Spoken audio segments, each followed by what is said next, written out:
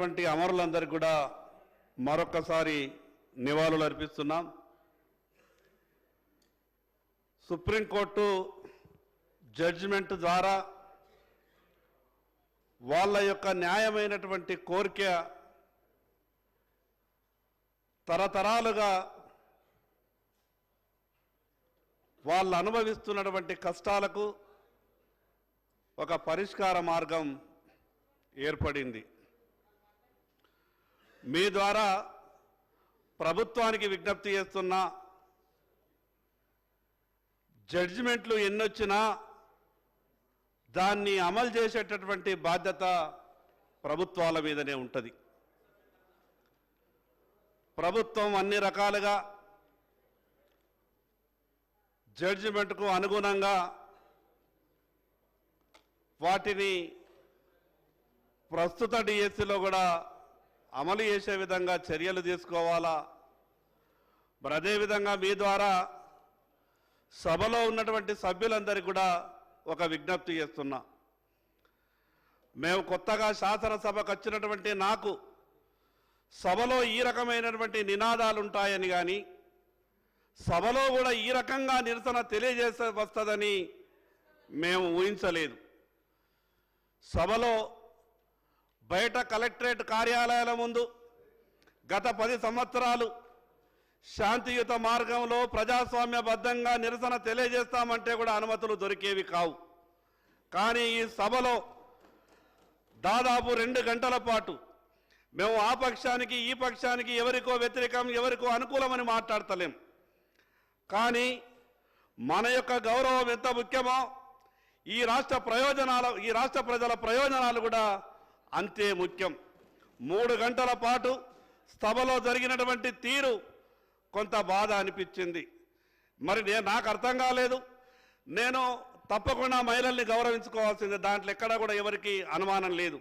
కానీ నేను కూడా మొన్న సభలో ఉన్న గౌరవ ముఖ్యమంత్రి గారు అక్కలు అని సంబోధించిండు, మిగతాదైతే నాకు ఏం అనిపించలేదు. అక్కలు అని సంబోధించిన దాంట్లో మనం ఇంకా పెడార్థాలు లెంకుకోవాల్సిన అవసరం లేదు. ఆ రోజు నేను అక్క మీరంటే నాకు చాలా గౌరవం. నేను ఎందుకంటే సభలో ఆ రోజు ఉన్నా. ఆ రోజు ఉదాహరణ కౌశిక్ రెడ్డి గారు ఒక మాట మాట్లాడిన సీతక్క గురించి, మీ పార్టీ ఆ పార్టీ, నేను పార్టీలకు అనుకూలంగా వ్యతిరేకంగానే మాట్లాడతలేను. ఈరోజు ఆదివాసీ బిడ్డ అయినటువంటి సీతక్కని ఆ రోజు కౌశిక్ రెడ్డి గారు మాట్లాడినటువంటి మాటలు కొంత బాధ అనిపించినాయి. కానీ ఫ్లోలో జరిగేటటువంటి ప్రతి విషయాన్ని రాజకీయంగా వాడుకోవడం అనేది అది మంచి పద్ధతి కాదు. తప్పు నిజంగా జరిగి ఉంటే, ముఖ్యమంత్రి గారు నిజంగా మనసులో ఆ ఉద్దేశంతో మాట్లాడి ఉంటే బరాబర్ భారతీయ జనతా పార్టీ కూడా మీ పక్షాన నిలబడుతుంది.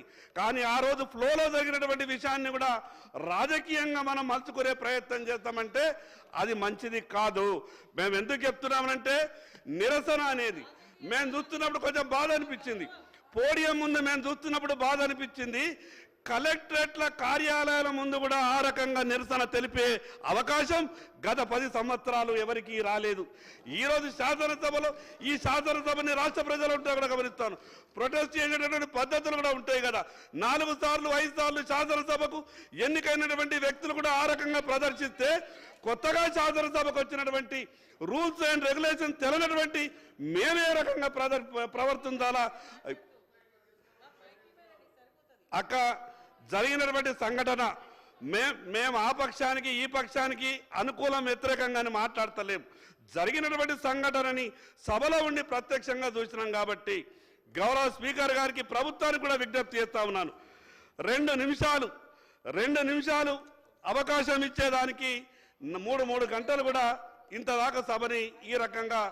ఇంకొక విషయం, వాళ్ళకొక అనుమానం, మీకు 2 నిమిషాలు అవకాశం ఇచ్చంటే అసలు సబ్జెక్టు పక్కకు పెట్టి ప్రభుత్వం మీద దుమ్మేసిపోతే మళ్ళా అవకాశం తీసుకుంటారని అనుమానంతో వాళ్ళు మీకు మైక్ ఇచ్చే విధంగా ప్రయత్నం చేయకపోవడం, ఏది ఏమైనా ఈ రకంగా నిరసన జరిగినటువంటి విషయాన్ని కొంత బాధ అనిపిస్తున్నది.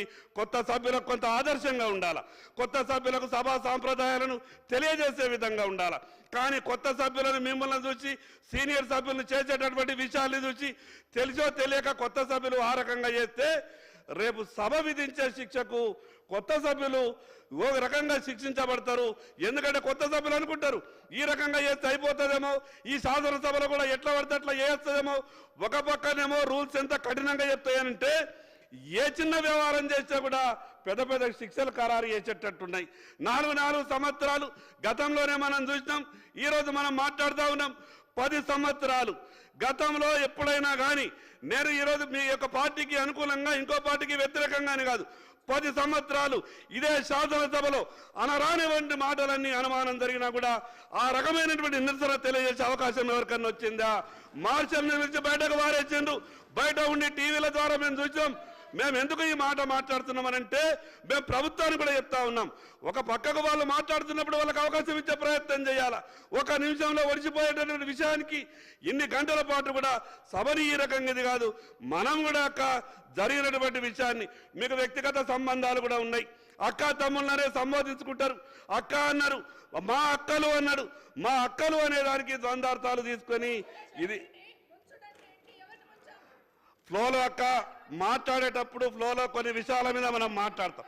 ఏది ఏమైనా కొత్త సభ్యులకు ఈ సభ కొంత నేర్పించే విధంగా ఉండాలని మాత్రమే నేను విజ్ఞప్తి చేస్తా ఉన్నాను. నేను ఆ రకంగా విజ్ఞప్తి చేస్తా ఉన్నాను. మీ తరపున అక్క మీ హక్కులు కూడా కాపాలని నేను ప్రభుత్వాన్ని కోరుతా ఉన్నాను. మీ హక్కులు కూడా కాపాలని మీ తరపున నేను విజ్ఞప్తి చేస్తా ఉన్నాను. దాంతోపాటు సభా సాంప్రదాయాల్ని గౌరవించాలని కూడా మీకు చెప్తా ఉన్నాను. ఈ అవకాశం ఇచ్చినటువంటి స్పీకర్ గారికి ప్రత్యేకంగా ధన్యవాదాలు తెలియజేస్తా ఉన్నాను. Thank you. స్కిల్ యూనివర్సిటీ బిల్పై గౌరవ ముఖ్యమంత్రి గారు మాట్లాడవలసింది.